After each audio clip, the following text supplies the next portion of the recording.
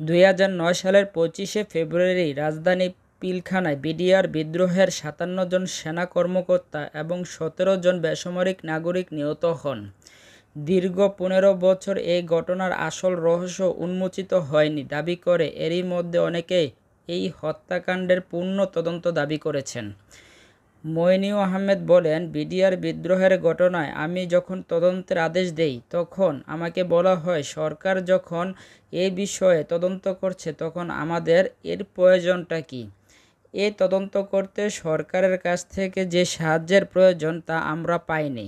সাবেক সেনাপ্রধান বলেন, সেনাবাহিনীর তদন্ত কমিটির নেতৃত্ব দিয়েছিলেন লেফটেন্যান্ট জেনারেল জাহাঙ্গীর আলম চৌধুরী, যিনি বর্তমানে স্বরাষ্ট্র উপদেষ্টার দায়িত্ব পালন করছে। তিনি তার কাজ সঠিকভাবে সম্পন্ন করতে পারেননি, কারণ অনেকেই জেলে ছিল, অনেকেই প্রশ্ন করা সম্ভব হয়নি।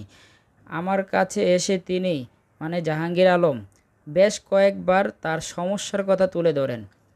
অন্তর্বর্তীকালীন সরকারের স্বরাষ্ট্র উপদেষ্টা জাহাঙ্গীর আলম চৌধুরী এখন এই ঘটনার তদন্ত করে ব্যবস্থা নেবেন, এমনটাই আশা করছেন মইনুল আহমেদ। তিনি বলেন, জাহাঙ্গীর আলম এই তদন্ত কমিটি পুনর্গঠন করে জড়িতদের বের করতে সক্ষম হবেন। আমি সরকার গঠনের পর তাকে এই বিষয়ে অনুরোধ করেছি। এই সময় বিডিআর বিদ্রোহ নিয়ে তার লেখা বই খুব শীঘ্রই প্রকাশ হবে বলে তিনি জানিয়েছেন।